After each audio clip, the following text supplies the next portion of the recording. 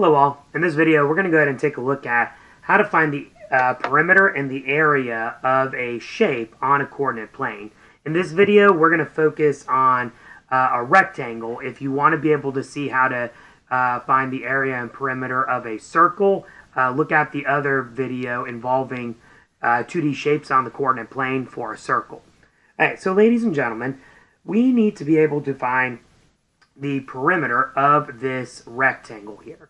So, first things first, I need to be able to figure out what the side lengths, what their measures are going to be. Because with these being at a diagonal, that makes it kind of challenging being able to just simply count how many units it is from B to D. Well, luckily we have a way to be able to figure out what this distance is by either using the distance formula or by using Pythagorean theorem.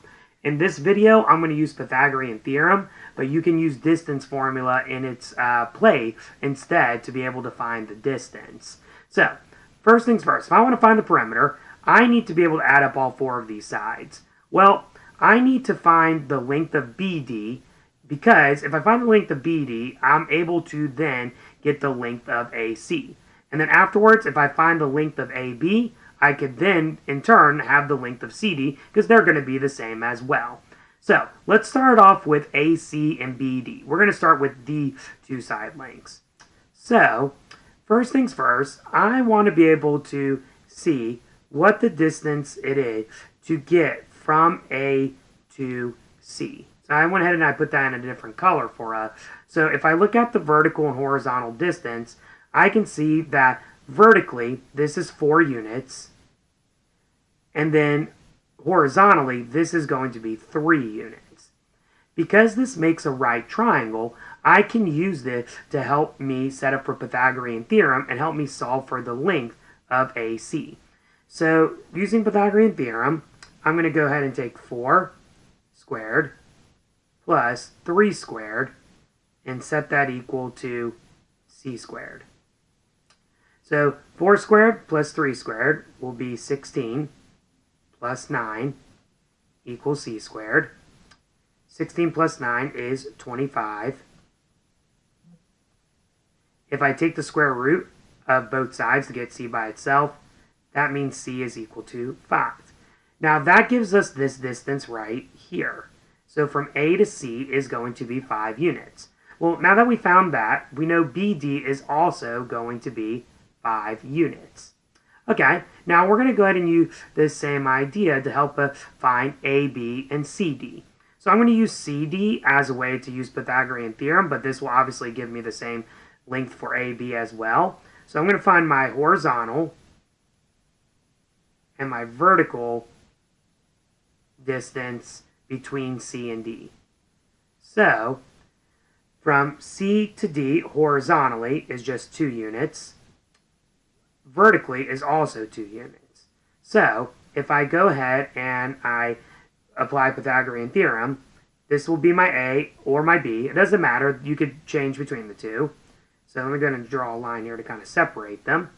I'm going to go ahead and use 2 squared plus 2 squared. That equals C squared. 2 squared is 4 plus 4 equals C squared. 4 plus 4 is 8. Equals C squared. Now, when I go to take the square root of this side, 8 is not a perfect square. So I'm going to just leave it as the square root of 8 is C. Okay, so now I know the length of CD and AB. They're both going to be the square root of 8. I'm going to go ahead and try to get those put in there for us. Okay, now from here comes the easy part. The hard part was coming up with all the side lengths. If I want to find my perimeter, the perimeter to a rectangle is just taking all the sides and adding them together. So I'll use P for perimeter. Now I have 2 sides that are equal to 5. So I'm going to do 2 times 5. Plus, I have 2 sides that are equal to root 8. So I'm going to do 2 times square root 8. Okay.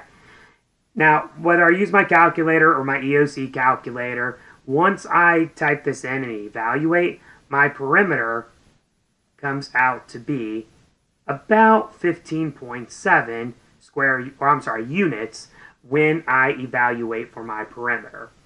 Now my area for a rectangle is just length times width.